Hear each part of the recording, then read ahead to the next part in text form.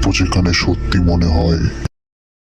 নমস্কার বন্ধুরা, স্পিরিচুয়াল টক্সের চতুর্থ এপিসোডে আপনাদের স্বাগত জানাই।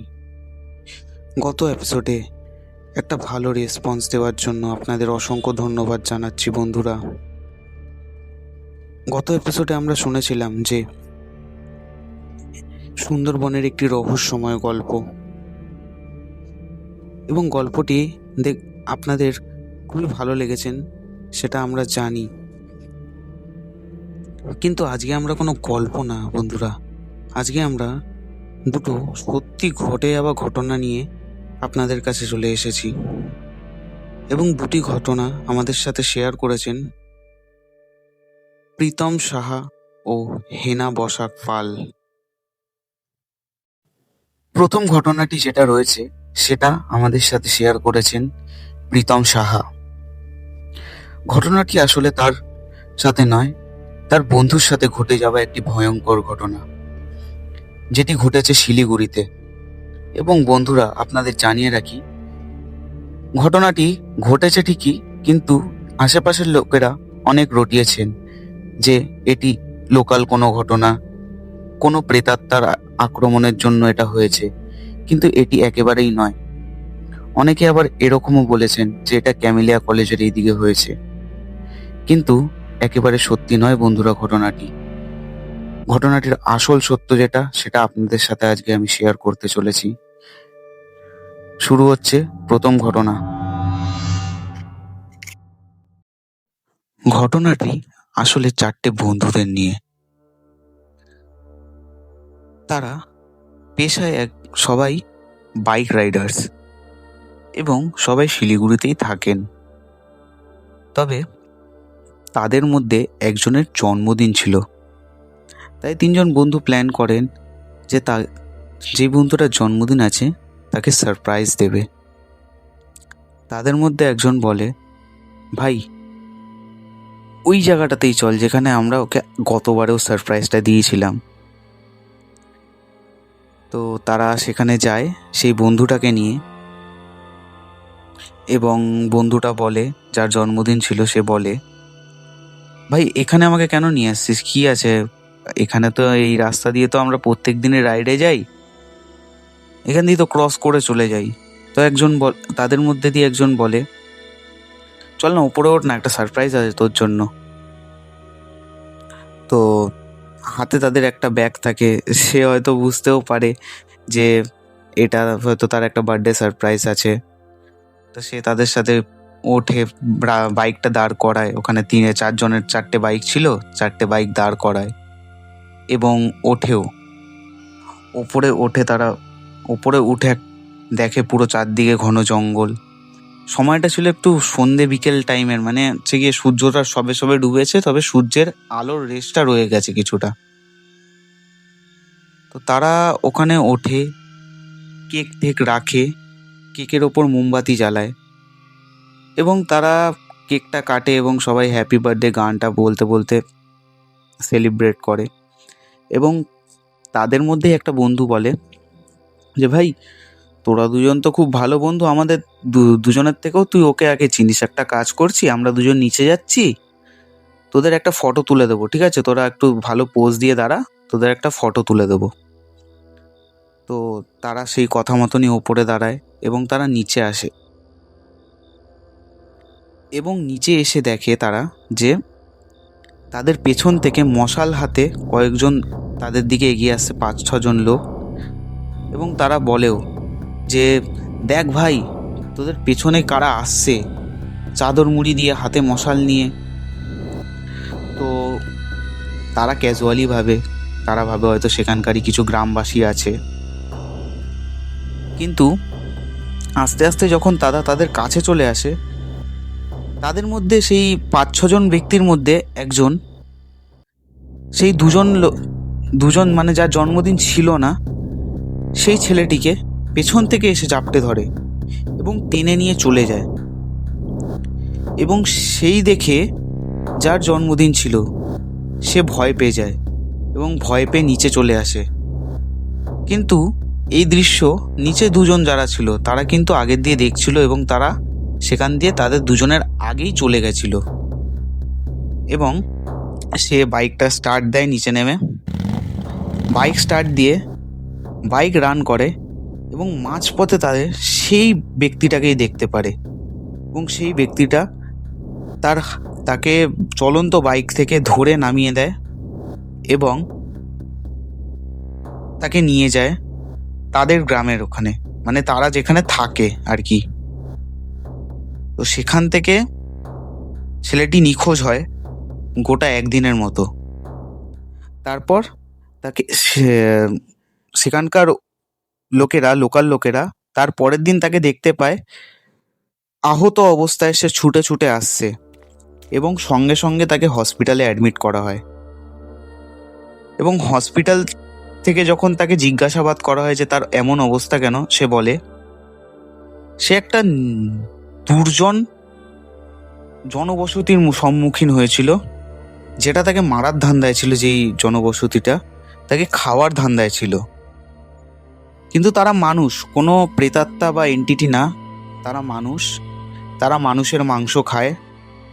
তাদেরকে আমরা হলিউড মুভিতে অনেক টাইমে দেখেছি, তাদেরকে বলা হয় ক্যানিমেল বলে, ঠিক আছে?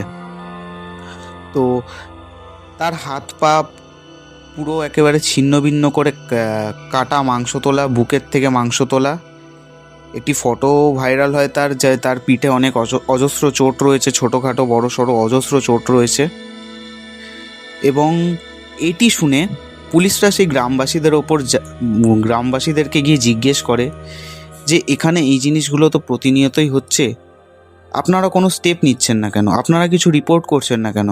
তো গ্রামবাসীরা তাদের জানায় এদের ব্যাপারে আমরা কি কমপ্লেন করব, এদেরকে আমরা জ্যান্ত পশু বলি দিয়ে আসি, এরা সেটা গ্রহণ করে এবং আমাদের গ্রাম সেটা রক্ষা করে। আমরা জানি যে এরাই করেছে জিনিসটা, কিন্তু আমরা কিছু বলতে পারবো না, কারণ আমরা এদের পুজো করি। তো বন্ধুরা, জিনিসটা শুনে আমারও একটুখানি গায়ে শিহরণ দিয়ে উঠেছিল, কারণ সিনেমাতে, টিভির পর্দায় এরকম টাইপের জিনিস অনেক কিছুই দেখেছি আমরা, আপনারাও জানেন। কিন্তু যার সাথে ঘটেছে ঘটনাটা, বা আপনারা যারা শুনলেন ঘটনাটা, সবারই একটা মানে ফার্স্ট টাইম জিনিসটা হলো যে সত্যিকারের যে ক্যানিমেল যে বলা হয়, এরা সত্যিকারেরই আছে, তাও আবার শিলিগুড়ির মতো একটি জনবসতি বহুল অঞ্চলেই। তো বন্ধুরা, এটা ছিল ফার্স্ট গল্পটা। এটা হয়তো ভূতের না, বাট সো টেরিফাইং ছিল বন্ধুরা। প্রথম গল্পটা আশা করছি ভালোই লেগেছে আপনাদের। এবং এর পরবর্তী গল্পটা, এটা একটি ভৌতিক গল্পই হতে চলেছে। গল্প বলবো না বন্ধুরা, এটা একটা সত্য ঘটনা। এবং হেনা বসাক পল আমাদের সাথে গল্পটি শেয়ার করেছেন। বন্ধুরা, হেনা বসাক পল যিনি আমাদের সাথে এই গল্পটি শেয়ার করেছেন, তিনি হলেন আসলে একজন পেশায় নার্স। কিন্তু কোন হসপিটালে বা নার্সিংহোমে তিনি কাজ করেন সেটা আমি বলতে পারবো না, কারণ তিনি বলতে বারণ করেছেন। এবং ঠিক কোন জায়গাটাতে হয়েছে সেটাও আমি ঘটনাটা বলছি, বাট ঘটনাটা কোন জায়গাটাতে হয়েছে সেটা আমি বলতে পারবো না, কারণ জায়গাটার নামও তিনি বলতে আমাদের বারণ করেছেন। তো শুরু করছি আমাদের সেকেন্ড গল্প। হেনা বসাক যেরকম করে আমাদের সাথে গল্পটি শেয়ার করেছেন, ঠিক সেইভাবেই বলার চেষ্টা করলাম বন্ধুরা। ঘটনাটি ডিসেম্বরের এন্ডিংয়ের দিকে, 2021-এর। তখন হেনা বসাকের বিয়ে হয় নতুন। তো বিয়ের পরেই তার বাড়িতে কিছু লোক ঘুরতে আসে, যেমন কি তার গার্জিয়ানরা ছিলেন, তার ভাসুর ননদ ছিলেন, তার বোন ছিলেন। তো খুব একটা ভালো স্পেস না থাকার কারণে অতজন মিলে একটা রাত্রি কাটানো যাবে না অতটা ছোট স্পেসে। তো সেই জন্য তারা সিদ্ধান্ত নেয় তার হাজব্যান্ডের মাসি, যার নাম মানি, তার বাড়িতে গিয়ে তারা থাকবেন, সেই রাতটা কাটাবেন। তো সেই সিদ্ধান্ত অনুযায়ী সেই বয়স্ক লোক, অর্থাৎ যারা গার্জেন ছিলেন, তাদের সবাই ওই ঘরটাতে থাকতে দিয়ে তারা চলে যায় মানির ঘরে। এবং মিস্টার পল এবং মিসেস বসাক পল একই রুমে শোন এবং তাদের দিদি জামাইবাবু অন্য একটা রুমে শোন। কিন্তু যখন হেনা বসাক ঘরের মধ্যে ঢোকেন, তিনি তখনই কিছু বুঝতে পারেন যে ঘরের মধ্যে একটা নেগেটিভিটি রয়েছে।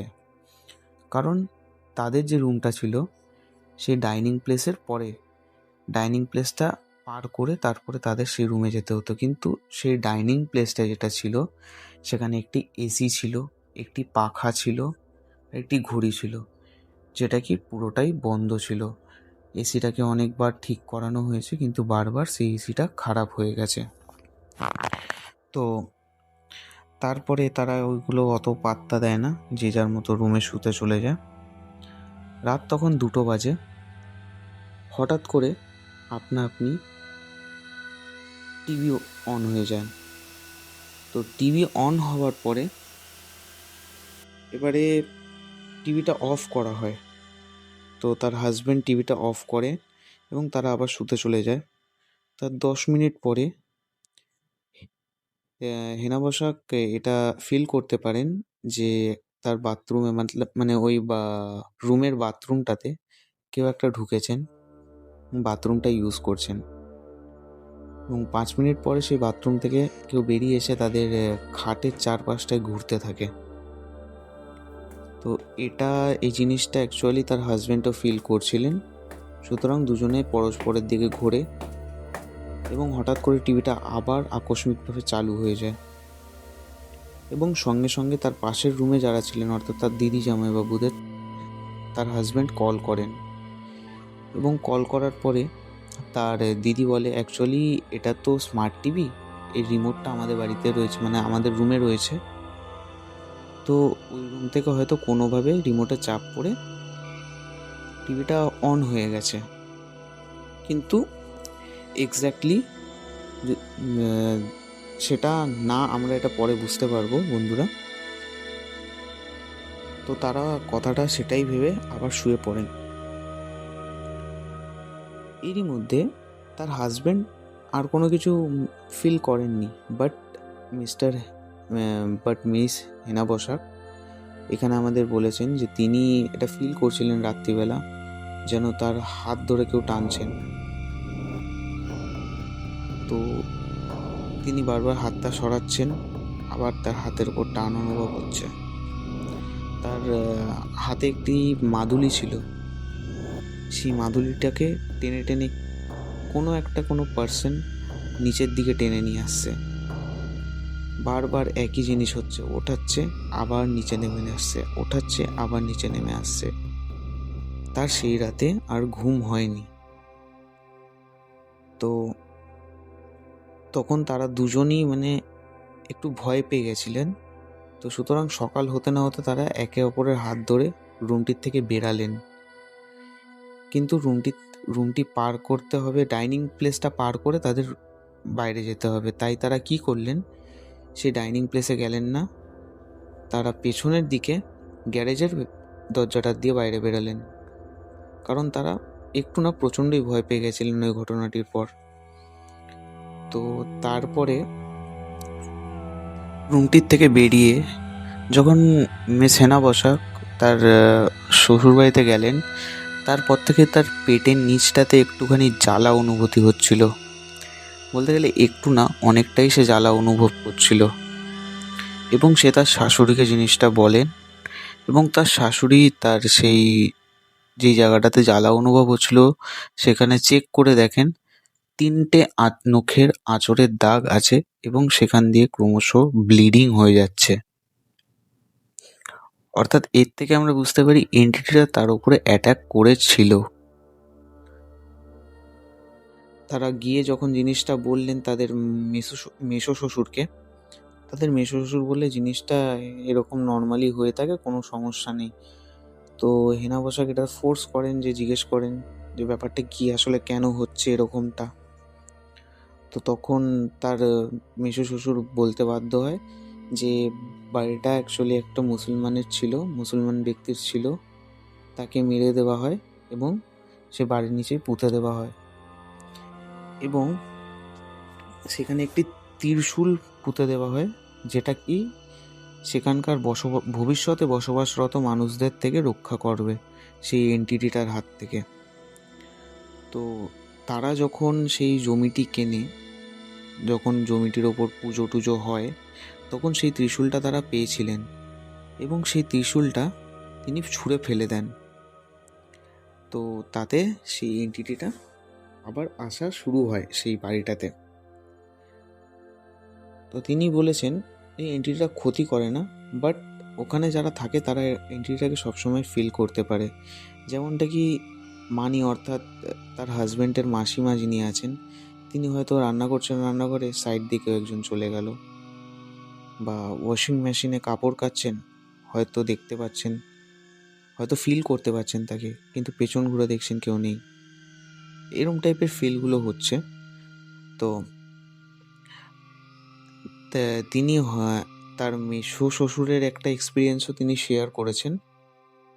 তাদের একটা ছাদে চিলেকোঠার মতো জায়গা আছে, তো সেটা ওঠার জন্য সিঁড়ি রয়েছে। একদিন তার মেসো শ্বশুর চিলেকোঠার ঘরে বসে হয়তো কিছু একটা কাজ করছিলেন। তো কাজটা শেষ করার পর, কমপ্লিট করার পর তিনি নিচে নামছিলেন। নিচে নামার সময় তিনি একটি শ্যাডোইশ ফিগার দেখতে পান। শ্যাডোইশ ফিগারটা তার দিকে তাকিয়ে রয়েছে এবং তার রাস্তা গার্ড করে রয়েছে, এবং মনে মনে তিনি তার কথাটা বুঝতে পারেন যে তার চোখে চোখ রেখে চোখের দৃষ্টিতে বোঝানোর চেষ্টা করছেন, এটা আমার বাড়ি, আমি ছেড়ে কোথাও যাব না।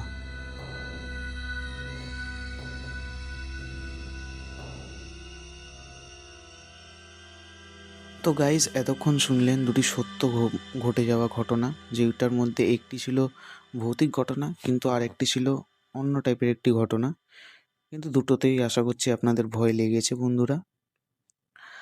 আর এরকম আরও ঘটনা যদি আপনাদের সাথে এরকম ঘটনা ঘটে থাকে, বা আপনাদের জানা থাকে, কারোর কাছ দিয়ে শুনে থাকেন, অবশ্যই স্ক্রিনে ভেসে ওঠা নাম্বারটিতে আপনারা শেয়ার করতে পারেন, যেটা আমরা সাধারণ মানুষদের সামনে তুলে ধরবো বন্ধুরা। আর এরকম হেনা পোশাকের আরও কয়েকটা এক্সপিরিয়েন্স রয়েছে, যেগুলো নেক্সট আরও ফিউচারে আরও ভিডিওতে আসতে চলেছে। তৈরি থাকুন বন্ধুরা সেই ভিডিওর জন্য। আর পরে আরেকটি ইন্টারেস্টিং গল্প আসতে চলেছে। গল্পটিও আশা করছি আপনাদের ভালো লাগবে।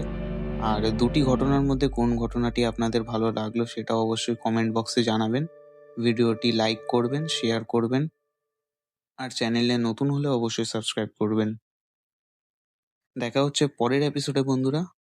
ভালো থাকবেন সবাই। সবাইকে ধন্যবাদ।